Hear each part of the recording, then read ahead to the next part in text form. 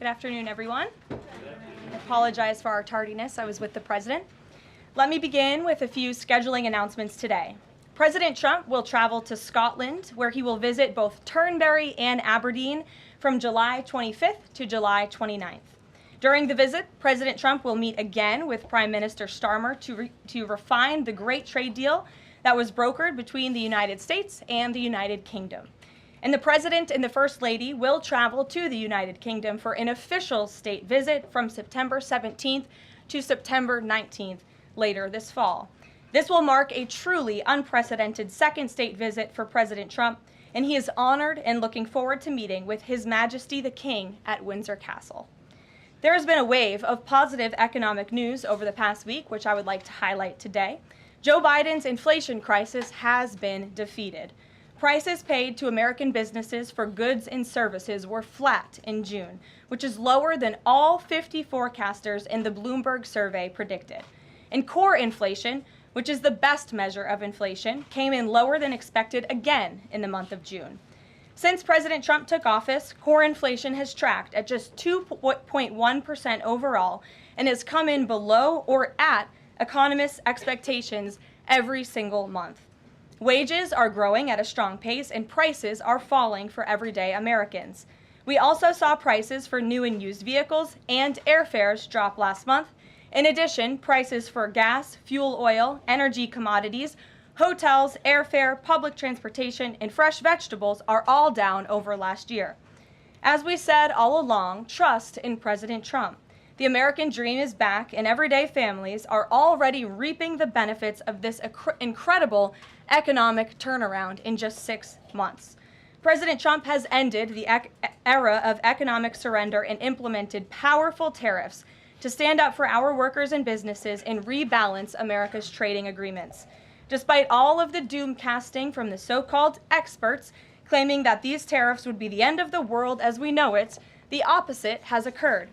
Tariffs are not inflationary, as President Trump has said all along. In reality, tariffs are a source of massive revenue.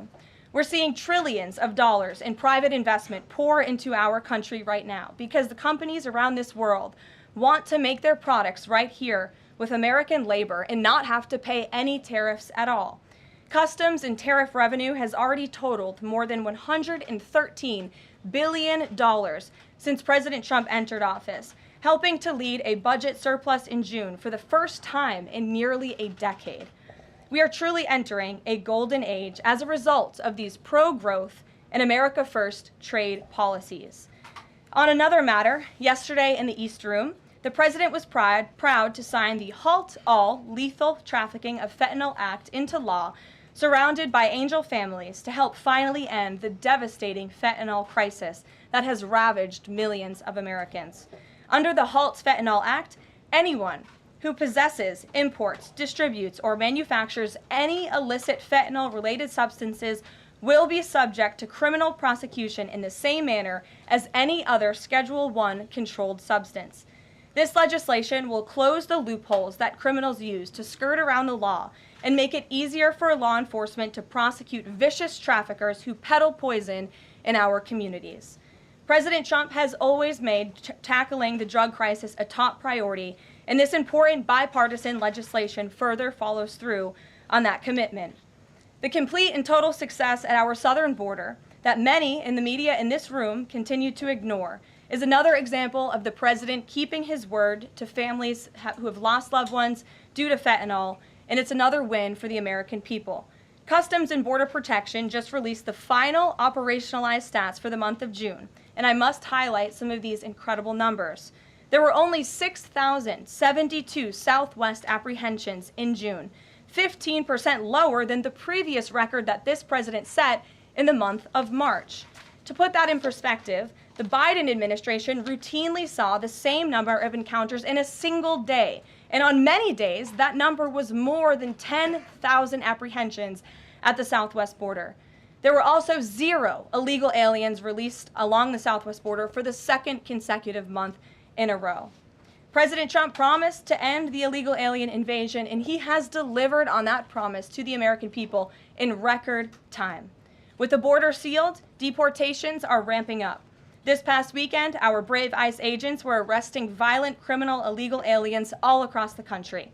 ICE Atlanta arrested an illegal alien from Mexico, convicted of attempted rape of a child in North Carolina. ICE Baltimore arrested an illegal alien from Guatemala who was previously convicted for sexual abuse of a minor in Maryland. ICE Houston arrested a criminal illegal alien from Mexico whose previous conviction includes aggravated sexual assault of a child in Texas. ICE Salt Lake City arrested a 32-year-old illegal criminal alien from Mexico who was previously convicted for child abuse and injury. ICE Baltimore arrested a criminal illegal alien from El Salvador convicted in Maryland for possession of child pornography. And ICE San Antonio arrested a criminal illegal alien from Mexico convicted of aggravated sexual assault in Texas. The men and women of ICE are heroes. They are putting their lives on the line every day to get the worst of the worst, these types of criminals, out of our communities and out of our country. And the president continues to strongly have the backs of all ICE agents who are doing their jobs to keep all of us, including everyone in this room, safe. The facility, one second. In other news, following President Trump's bold executive actions protecting American children from irreversible chemical and surgical mutilation, the largest provider of these barbaric practices will now be closing its doors. The facility in Los Angeles, California, is just the latest facility downsizing or eliminating their irreversible and harmful services that feed into the lie that you can somehow change a child's sex. The Biden administration peddled dangerous policies that defied medical science in favor of radical transgender ideology. But President Trump has put an end to that to ensure America's children's innocence is protected and our children can lead healthy and productive lives. Finally, last night, Senate Republicans passed President Trump's $9 billion rescissions package. This will help restore fiscal sanity in our country by rescinding billions in wasteful foreign aid and finally ending taxpayer funding for PBS and NPR, two media organizations that have ridiculously used federal dollars to push a partisan left-wing agenda for many years. The House should pass this rescissions package immediately and send it to the president's desk for signature. On another note, I know that many in the media have been speculating about bruising on the president's hand and also swelling in the president's legs. So in the effort of transparency, the president wanted me to share a note from his physician with all of you today. In recent weeks, President Trump noted mild swelling in his lower legs. In keeping with routine medical care and out of an abundance of caution, this concern was thoroughly evaluated by the White House medical unit. The president underwent a comprehensive examination, including diagnostic vascular studies.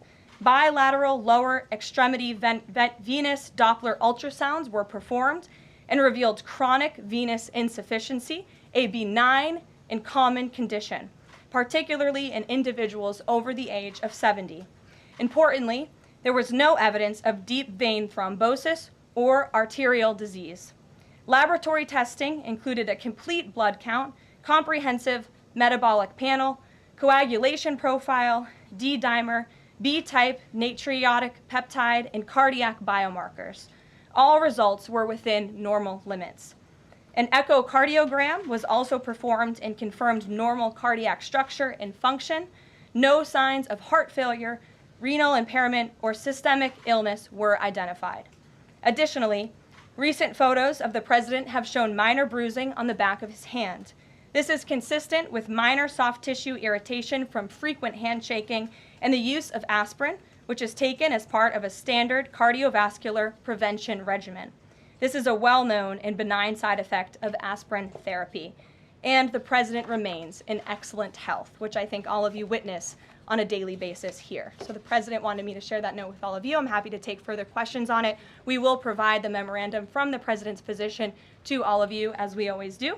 And we'll get to questions. Here in our new media seat, we have Frank Corva, who's the White House correspondent for Bitcoin Magazine, which comes at a timely week with crypto legislation moving across Capitol Hill. So why don't you kick us off, Frank, and thanks for being with us. Thank you so much. We appreciate appreciate it, Ms. Leavitt. Sure. I was curious to hear if the President was in favor of removing any and all language around central bank digital currencies from the Genius Act, maybe as a means to get it across the line and get it on his desk. And then my second question was about something the President spoke about in this room. He talked about a $600 de minimis tax exemption for Bitcoin and other crypto spending. So I was just wondering if you could comment on those. Sure. Well, the President did signal his support for a de minimis exemption for crypto, and the administration continues to be in support of that. We are definitely receptive to it to make crypto payments easier and more efficient for those who seek to use crypto as simple as buying a cup of coffee. Of course, right now that cannot happen, but with the de minimis exemption, perhaps it could in the future, and we will continue to explore legislative solutions to accomplish that.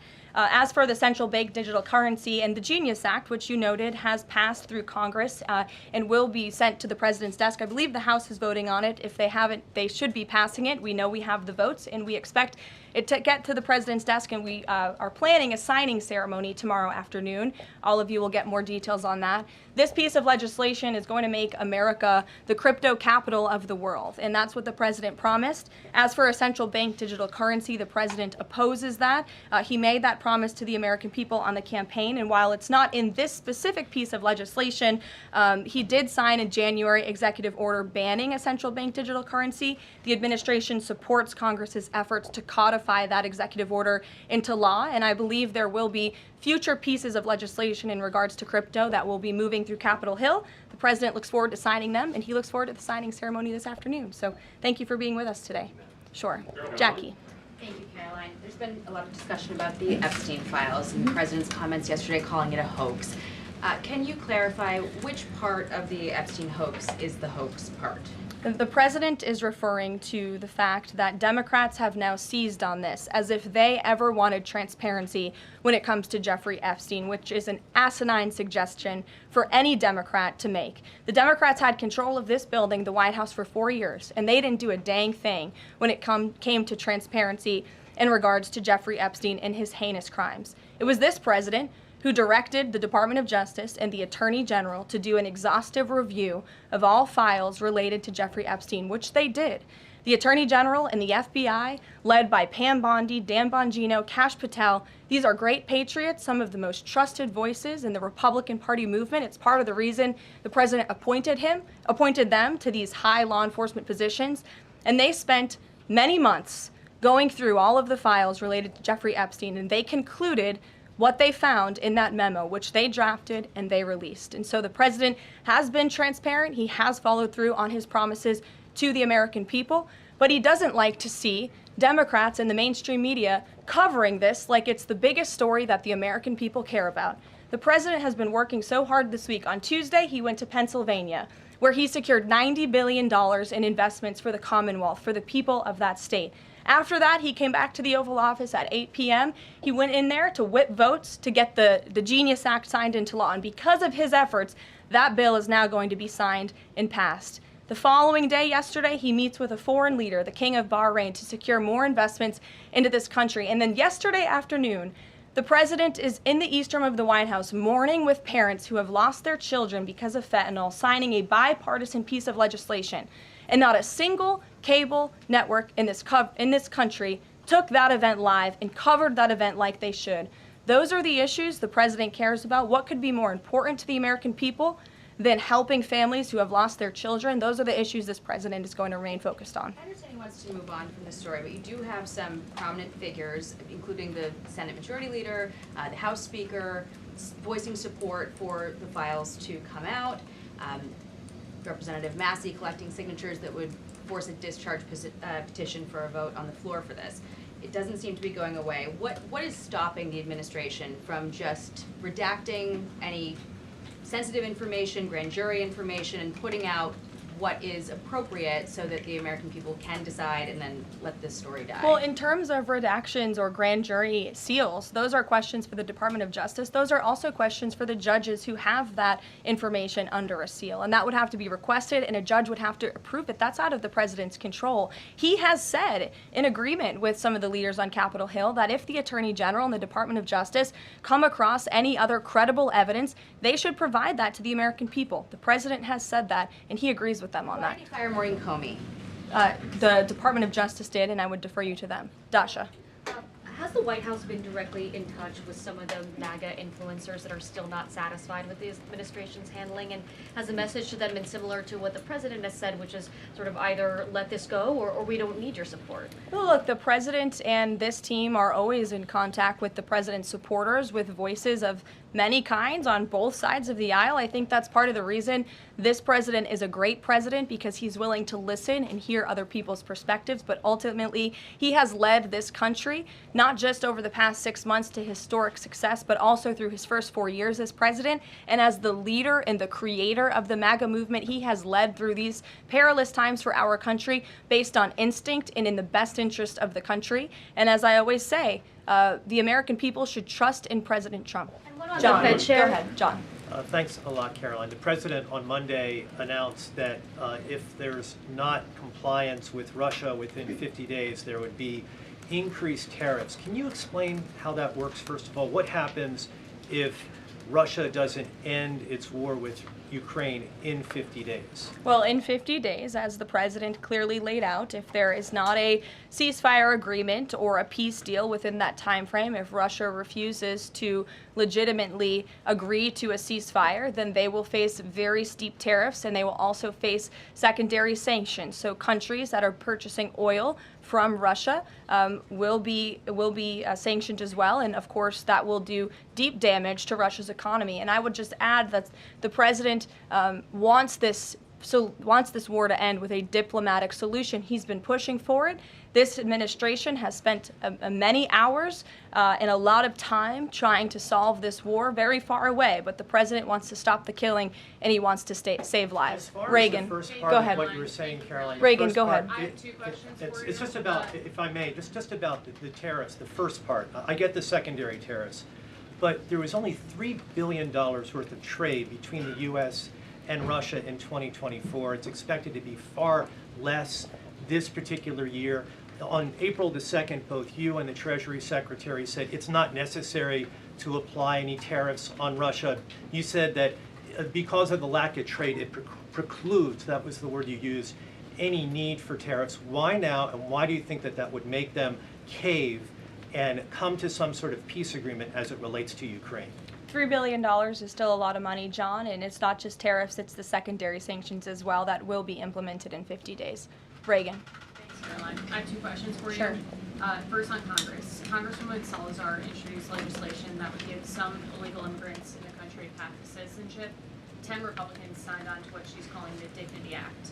I'm curious what the White House's position is on the legislation and if the president would veto this bill if it made it to its desk. From my understanding, the White House nor the president has actually read through this legislation. We've been focused on, of course, the One Big Beautiful Bill, which passed, which is another historic accomplishment of this president in record time. The Genius Act this week, the rescissions package, that's been the focus of the White House. But the president has made it very clear he will not support amnesty for illegal aliens in any way. I want to give you a chance to respond to the CEO of NPR. She's claiming that the cuts to their network will, quote, be a real risk to public safety of the country. Murkowski has argued that public broadcasting stations save lives. Could you respond to these concerns? The NPR CEO said cutting NPR will be a risk to public safety. I am not sure how NPR helps the public safety of our country, but I do know that NPR, unfortunately, has become really just a propaganda voice for the left. Just a few examples for you. In 2020, NPR refused to cover the Hunter Biden laptop scandal in the run-up to the election. They said their assertions don't amount to much, writing they did not want to waste the listeners' and readers' time on stories that are just pure distractions. That does not sound like an unbiased opinion. That sounds like a partisan opinion to me. And this is a taxpayer-funded organization. In 2018, that same CEO that you're talking about called the president in the Oval Office, who nearly 80 million Americans elected, she called him racist, shared a photo of herself wearing a Biden for President campaign hat, serves on the board of a Soros-funded activist group. In 2020, PBS's White House correspondent at the time characterized President Trump's speech then at Mount Rushmore as a love letter to white resentment, promoting the myth of America. In 2017, PBS devoted an entire panel talking about what it means to be woke and white privilege. In 2023, PBS's Washington Week Roundtable covered up Joe Biden's clear mental divide. That's actually quite the clip. I would encourage all of you to look at it. These are not honest news organizations. These are partisan, left-wing outlets that are funded by the taxpayers. And this administration does not believe it's a good use of the taxpayers' time and money. Ed Lawrence. Yeah, thanks, Carol. I want to ask you about the Federal Reserve. So does the president believe that the slightly restrictive monetary policy stance right now, could that cause an economic slowdown? And if he does believe that, when? What pause are you referring to? No, could the stance of the monetary policy is slightly restrictive? Does the president believe that that stance, the slightly restrictive stance, could cause an economic slowdown in itself? I haven't heard the president discuss that specifically, but what I do know in regards to the Federal Reserve is the president's been very transparent about his displeasure with both the policies and the management of the Fed, and he spoke about that to all of you pretty extensively in the Oval Office yesterday. Yeah, and last month, one more if I could. Last month, the Canadian Prime Minister said the president had agreed to a July 21st deadline to sort of work towards a trade agreement. That's 4 days from now. Could there be a trade agreement with Canada in 4 days?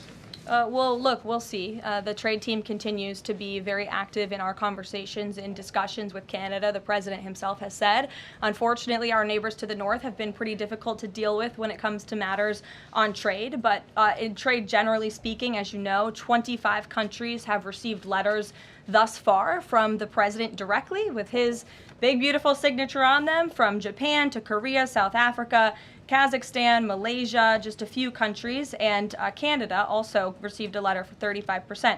With that said, if countries want to have legitimate further discussions, the Trump administration and the president's trade team are willing to have further talks, but these letters these countries have been receiving are the deals. And as the president has said, those deals will be made. They are tailor-made to each and every country based on the United States' concerns and what's in the best interest of the American worker and the American people. Caroline. Charlie, go ahead.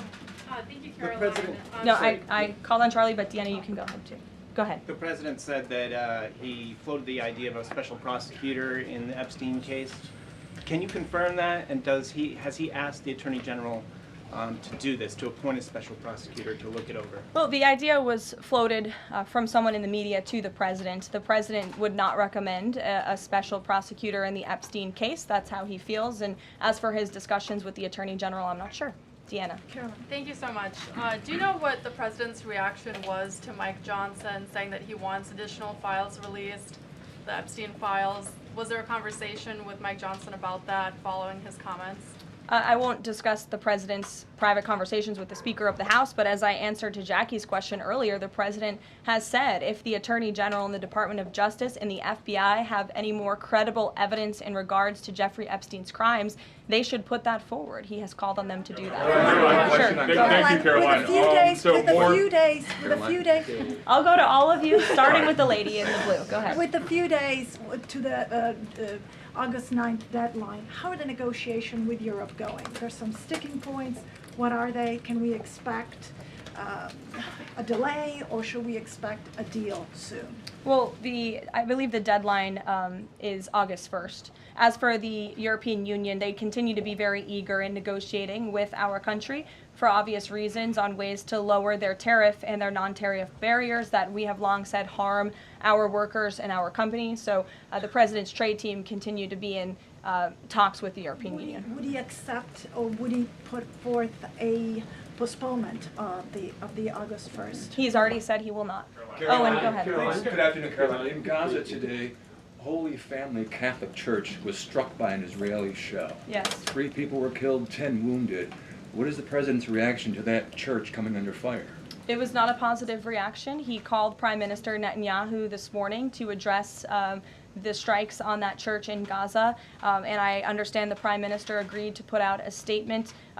It was a mistake by the Israelis to hit that Catholic church. That's what the Prime Minister relayed to the President, and you should look at the Prime Minister's statement that will be coming out. Steve, go ahead. Back to your letter that you read at the beginning. Sure. The President, you said mild swelling in his legs. Is Yes, sir. it causing him any discomfort?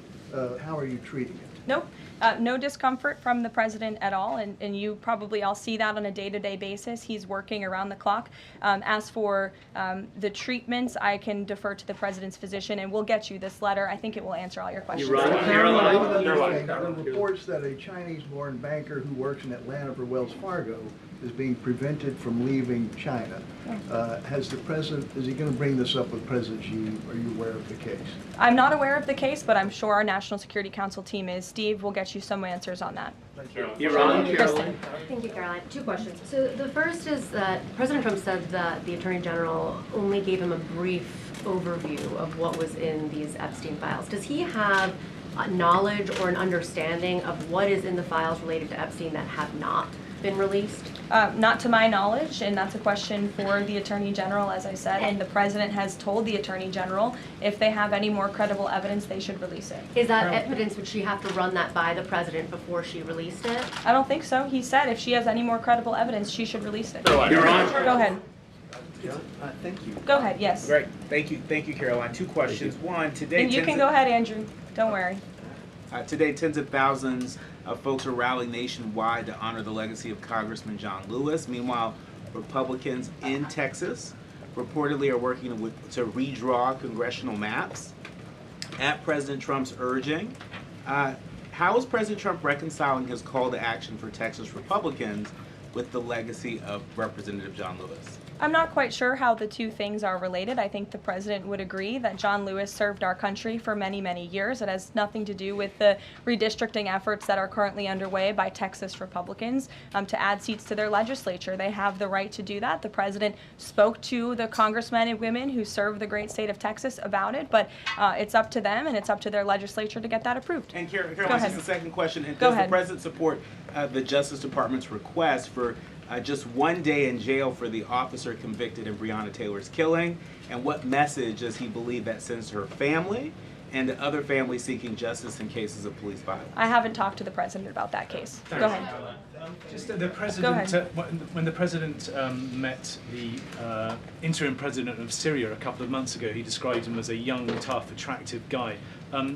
After the latest clashes in Syria over the last few days, does President Trump still support Syria's interim president? The president still supports Syria's pathway to a peaceful and prosperous country, and you received an update directly from the Secretary of State on the ongoing situation between Syria and Israel. I spoke to him myself this morning to get an update, and as soon as the United States became involved in this conflict, we were able to de-escalate, deconflict. That seems to be continuing. Syria agreed to draw back their troops that were in the area where that clash was ongoing, and we continue to be very actively monitoring the situation. The president wants to see Syria become a prosperous and stable country, and by the lifting of the sanctions on Syria, he's giving them a real chance to do that, and he wants to see that through. Andrew, go ahead. So on Tuesday, the president told a very detailed story about his uncle, noted scientist John Trump, and Theodore Kaczynski, the late Unabomber. He said that Dr. Trump taught Ted Kaczynski.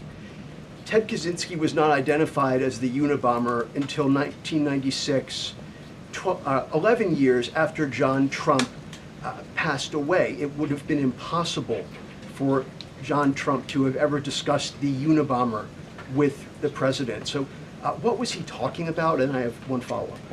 Andrew, with so many issues going on in the world, I'm a little bit surprised you would ask such a question, although I'm not sometimes coming from you, I will say, but I'm willing to give you an answer. Nevertheless, the president's uncle did, in fact, teach at MIT. He was a very intelligent professor. The president's very proud of his family. In fact, the president has a letter from his uncle on the MIT letterhead that sits in the Oval Office dining room. Maybe we'll let you see it sometime. And then Elizabeth. Caroline, one more on. Elizabeth, will the go president consider pardoning Ghislaine Maxwell if the Epstein case is a hoax? Okay, I'll start off with the president said last week he would not be getting involved in the New York City mayoral case. If that mayoral race, if that's still the case, given his history drawing a large crowd in New York City, what's his reason for staying out of it in that way? Well, look, I think the president reserves the right to get involved in races or not get involved in races, and he's made the decision not to weigh in on the New York mayoral race, as you rightly pointed out, although he has gone as far to say he absolutely does not want to see Zemdami elected, who is a known communist who supports the abolishment of private property, the defunding of police. He has made very well-known anti-Semitic statements. It would be a disaster for New York and for this country, and I think it's quite telling that this individual, a known communist, has been spending time in Washington this week meeting with leaders on Capitol Hill. This is truly where the Democrat Party is headed. Clearly, they learned nothing from November 5th in the president's overwhelming victory. Mary, go ahead. Thank you, Caroline. I want to backtrack to the hospitals that have stopped providing transgender surgeries and hormones for kids. On this front, does that have anything to do with the DOJ subpoenas last week? Should we expect any more hospitals be shutting down their programs? And I wanted to also ask what you make of all these media reports, especially the AP, which I noticed, which portrays these children as losing something that's saving their lives. Yes, I think the president spoke a lot about this issue, which is a political issue, but also really a cultural issue that impacts children and families. He talked about it a lot on the campaign, and I think he was quite surprised by the uptick we were seeing in the embracement by the Democrat Party when it comes to the chemical castration and mutilation of young, innocent bodies. And so the president made it a very early priority to sign very strong executive orders to cut off the funding for any hospital or any medical facility in this country that provides such barbaric procedures. And as a result of that strong policy and the president's strong common sense position on this issue, we've had such an overwhelming response, which is great for children in Arizona. Phoenix Children's Hospital has stopped providing puberty blockers and hormone therapy to minors. In California, Stanford Medicine ended sex change surgeries for minors. Children's Hospital Los Angeles is closing its Center for Trans Youth Health and Development surgical program. In Illinois, Lurie Children's Hospital Chicago stopped sex change surgeries. Again, let's think about what we're talking about here. Sex change surgeries for minors. These are barbaric practices that no innocent child should have to endure. And the president wants to protect the innocence of children, and I know the vast majority of Americans support him in that effort. This is a wildly popular and common sense endeavor this administration has taken, and we've seen many of these medical institutions have followed through with the president's executive orders, but will continue to take further action on this important issue. Garrett. I too, if you'll indulge me. Sure. On the rescissions package, I wonder what the White House makes of this theory that it increases the odds of a shutdown. The theory is basically, why would any Democrat vote for a bipartisan spending deal with Republicans if Republicans can turn around and claw the money back the next day? Look, $9 billion worth of crap that it was in our federal funding that is now being rescinded. This is a good thing for the American people and the American taxpayer, and I think our Office of Management and Budget Director was saying this process should be more bipartisan. Democrats, there was a time in this country where Democrats too cared about getting rid of waste, fraud, and abuse in our federal spending. I think every American agrees the government spends way too much money on things that don't matter. Some of those things include PBS and NPR, or for instance, the Democracy Fund, which was funded to the tune of $83 million through the Department of State, but they were giving hundreds of thousands of dollars for gender equality and empowerment hubs in Yemen, $3.9 million for strengthening information integrity, equality, and democracy for LGBTQI population of the Western Balkans. These are not good uses of the taxpayer funds, and Republicans are proud to lead that effort, and we wish more Democrats would join us in that. I wanted to follow up on the Maureen Comey question just to clarify. Did the White House have any knowledge, or did the president sign off on her firing? This was a decision that was made by the Department of Justice. There was an agreement that was made between Immigration and Customs Enforcement and the Centers for Medicaid and Medicare Services regarding access to Medicaid information for 92 million Medicaid recipients around the country. That includes health information. So how does that not violate HIPAA violations and privacy concerns, for example, of American citizens? I'm going to have to defer you to Immigration and Customs Enforcement on that. I'm unfamiliar with that agreement that they made. Thanks, Caroline. Two questions. Rumsfeld said today he's going to be looking into cost overruns in the Fed's renovation projects. Is there a deadline for him to come back with findings to the president? I don't believe there's a deadline the president has set for Rumsfeld, but I think, again, this is a good use of taxpayers' time to look into this project that is millions and millions of dollars over budget. It's for a big, beautiful mansion for the federal chairman, reserve chairman, and I understand that it costs much more than it did the beautiful palace that many of you joined us at when we went overseas. So it's completely unnecessary, it's overpriced, and I think it's a good thing the administration, led by the president, is looking into it. If there ever were to find wrongdoing or fraud, would the president reconsidering firing Jerome Powell? Look, it's a hypothetical question. We'll see where it goes. The president spoke about how he feels on this matter yesterday. Sure. Thank you so much, Karoline. So we saw Ambassador Huckabee arrive to Prime Minister Netanyahu's trial to show his support. Does the president plan to impose any kind of sanctions against the Israel judicial system? I don't have any update for you on that or any announcement on that front. I don't believe so. Does the president believe that justice has been served in the Epstein case? Look, the president believes that he directed the Department of Justice to do an exhaustive and thorough review, and they did that. And they all agreed, the FBI director, the deputy FBI director, the attorney general, on the memo that they drafted and they released. Thank you, Karoline. Just a follow-up on Reagan's question. Representative Salazar's bill, it grants illegal aliens with legal status for 7-year increments. It also gives permanent path to residency for so-called dreamers. And, you know, President Trump and Labor Secretary Chavez, who previously co-sponsored a version of this bill when she was in the House, they've spoken about a work deal similar to the bill, I believe. What's the difference between a work deal and amnesty? Look, as I told Reagan, the president, the White House have not reviewed this specific piece of legislation. It's just not where our focus has been. But the president, for one, has been very clear he does not support amnesty. We'll go to, oh, look at some friends in the back. Brian, go ahead. You didn't show up early enough to get some good real estate up here. I love it. Any update on the auto pen? I know that there was the DOJ and some others were looking into the thousands of documents that were signed off just before Joe Biden left office. Any update on the auto pen? Yes. I'm not laughing at you. I'm just laughing at how far away you are, and you're going to need to get some microphones back there. On the auto pen investigation, yes. The White House counsel's office has launched their own investigation into former President Biden's usage of the auto pen.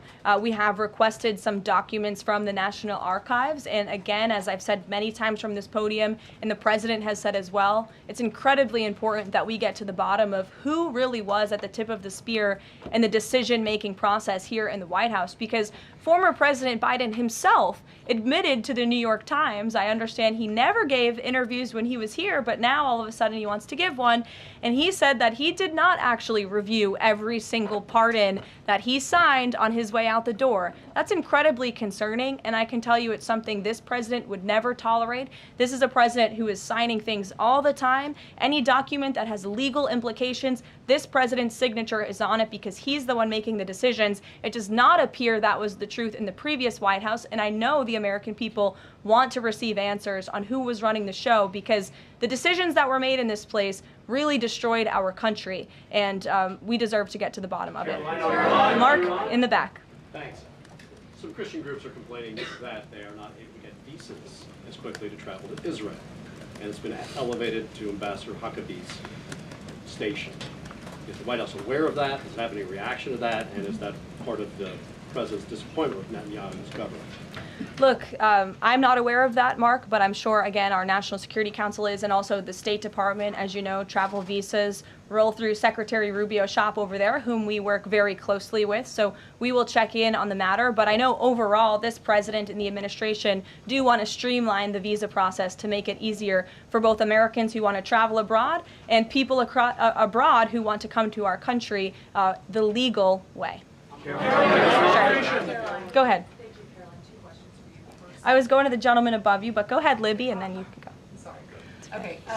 Two questions for you. The first is, during the Hill Nation Summit, Secretary Noem suggested there could be some changes to TSA's liquid limits. Is the President aware of that? Is that an idea that he's backing? And what would that timeline and the changes look like? Sure. I would defer you to the Department of Homeland Security, but I did see Secretary Noem's comments, and I think it's great that on day one she asked TSA, what are we doing right? What are we doing wrong? How can we make air travel more efficient while maintaining utmost security for American passengers and travelers?